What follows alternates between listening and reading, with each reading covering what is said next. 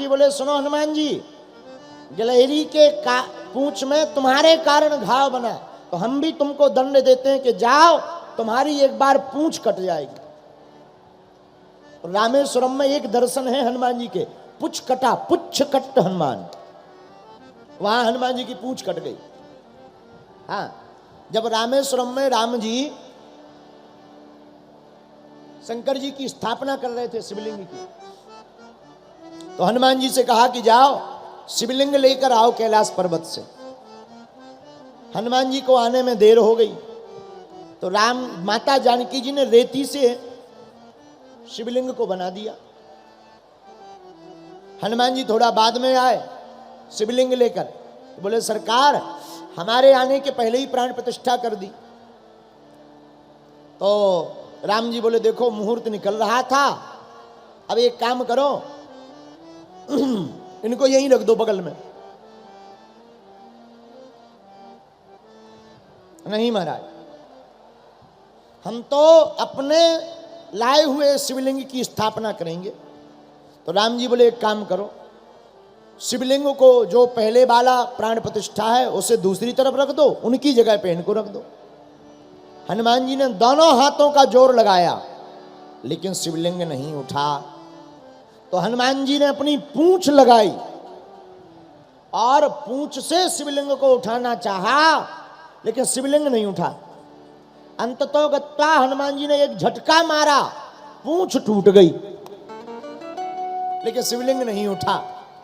और जैसे ही पूंछ टूटी, सोई हनुमान जी महाराज के वहां पर रामेश्वरम के बगल में दर्शन आज भी हो रहे हैं। पुच्छ कट हनुमान, उनकी पूंछ कट गई, आज भी हनुमान जी के पूंछ कटे हुए दर्शन हो रहे हैं।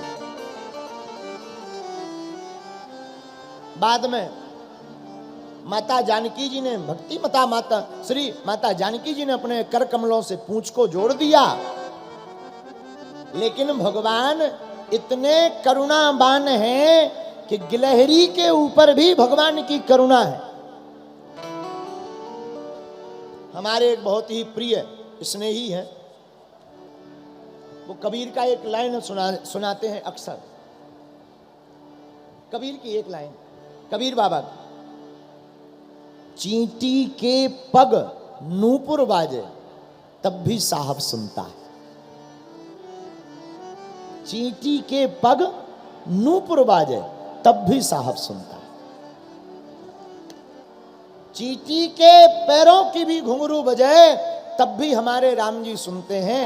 इतने करुणावान राम जी के चरण में रहते हनुमान, और हनुमान जी भी इतने करुणावान है कि जो केवल एक बार हनुमान चालीसा का पाठ कर ले, सोई हनुमान जी उसको अविरल भक्ति प्रदान कर देते हैं।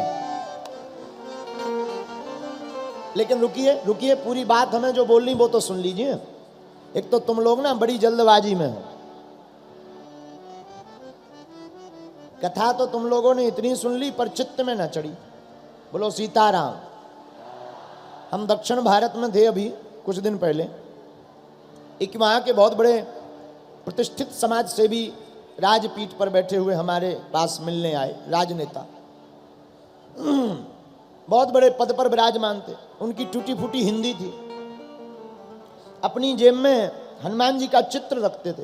तो वो हमसे बोले महाराज हम जीवन में अपनी पूरी जिंदगी भर हनुमान जी का चित्र जेब में रखते हैं। उनको तो हमने कुछ नहीं कहा, लेकिन जब वो चले गए तब हमारे मन में आया कि हनुमान जी का चित्र जेब में रखना अनिवार्य नहीं है, हनुमान जी का चरित्र दिल में रखना बहुत आवश्यक है। मोबाइल में चित्र हो या ना हो, आपके घर पर चित्र हो या ना हो, पर हम सनातनियों तुमसे प्रार्थना करेंगे आपके हृदय में हनुमान का चरित्र होना बहुत आवश्यक है। और जब तक भारत के हिंदुओं के हृदय में हनुमान का चरित्र नहीं आएगा, तब तक भारत में सनातन धर्म का झंडा बुलंदियों तक नहीं पहुंच सकता। और जिस दिन भारत का प्रत्येक बच्चा अपने दिल में हनुमान का चरित्र रख लेगा, तो जैसे लंका में राम नाम का डंका हनुमान जी ने बजा दिया, पूरी दुनिया में भारत के लोग राम नाम का डंका बजा देंगे।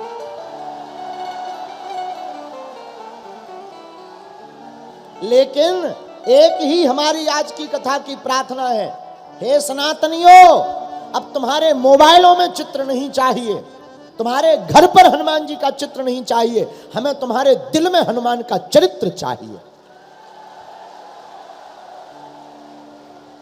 और तुम्हारे हृदय में हनुमान का चरित्र होगा तो हम गौरव के साथ कहते, हमसे कोई सज्जन पूछ रहे थे तो हमने उनको जवाब दिया, और तुमसे कहते कि हमारे सनातन की तरफ आज तक जितने भी आक्रमण किए, ग्रंथालयों को जलाया, राम के ऊपर पत्थर फेंके, राम पर न जाने क्या क्या कहा, काल्पनिक कहा, तुम अपने हृदय में राम का चरित्र, हनुमान का चरित्र रख लो, कोई उंगली उठा नहीं सकता हमारे राम के ऊपर।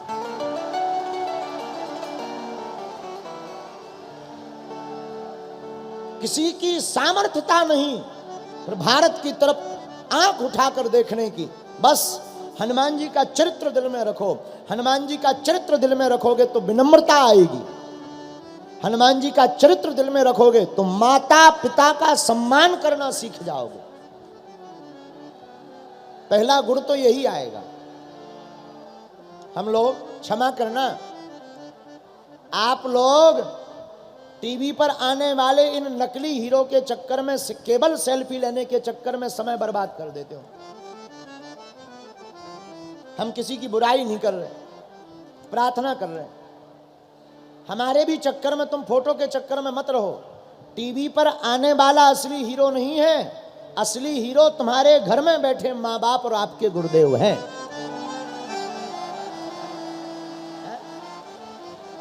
इसलिए आपको अगर सेल्फी लेनी ही है, वैसे तो हम एक बात बोलते हैं युवाओं को, तुम ऐसे मत बनो कि तुम्हें किसी के साथ सेल्फी लेनी पड़े, तुम इतने बड़े बनो कि लोग तुम्हारे पास सेल्फी लेने आ जाए। इतने बहादुर बनो, इतने राष्ट्रभक्त बनो, इतने समाज सेवी बनो, इतने बड़े पद पर आप प्रतिष्ठित हो कि लोग तुम्हारे पास आवे कि सर एक सेल्फी हो जाए।